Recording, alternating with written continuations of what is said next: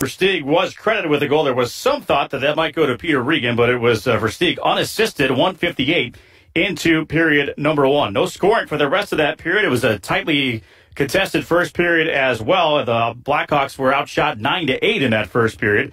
And then in the second, much as the way the Blackhawks scored early into the first period, the Wild did it in the second. Puck taken by Matt Cook, spins it down ice. Here's Holland on the Hawks zone down the front, shoots and scores!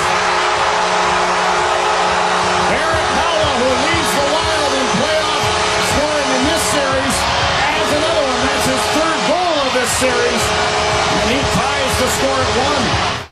So Halla's fourth from Cook and Stoner at 2:29 of that second period to tie the game at 1. It was in that second period that Corey Crawford was just outstanding. He faced 14 Minnesota shots and saved 13 of those 14. You heard the only one that he allowed to get through. The third period went with nobody scoring. The Blackhawks were kind of mired in their own zone most of that third period. Wild had some great chances as well in the third. They did get off only 7 shots in that third period. And Corey Crawford equal to the task and stopped the ball. So we headed into overtime. Each team had some chances early. It was midway through when a fortunate bounce went the Blackhawks' way. Over to Seabrook in front of the benches. We'll drive it down the right glass. It bounces out in front of the net. Regan is there. Here's Kane with a shot. He scores!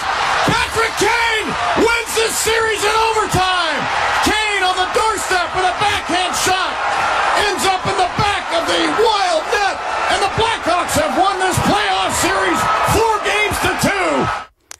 Patrick Kane, Mr. Showtime with his sixth of the playoffs from Seabrook and Keith, who, by the way, logged a ton of ice time in this game, over 26 minutes each in the hockey game for Seabrook and Keith. The game winner coming at 9:40 into the overtime. That, of course, our play of the game, sponsored by Cooper Tires. Life's a road trip. Come on, let's go.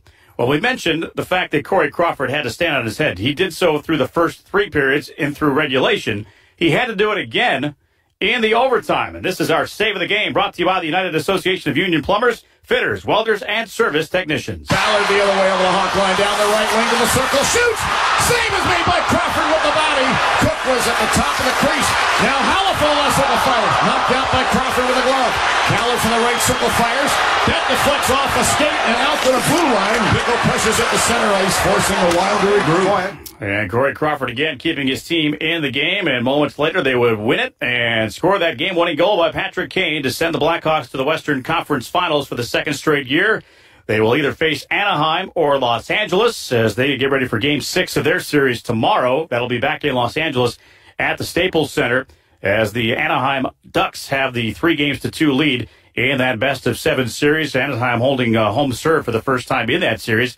It had been, and heal up a little bit. This was a mentally grinding series, as you heard Troy Murray talk about as we had him on just after the game. A physical series with the St. Louis Blues may have taken a little toll during this, but a mental grind here for the Blackhawks who show why they are the defending Stanley Cup champions. They have the fortuitous ability to kind of get through these things and get through these moments and rely on their big-time players to make big-time plays, and that's what Patrick Kane did here in the overtime. Blackhawks win it by the final of 2-1 in the OT. We'll have more on our C.J. Wilson Mazda Chicago Blackhawks postgame show in just a moment. Hawks headed to the Western Conference Finals. You're listening to Blackhawks Playoff Hockey on 87.7 The Game.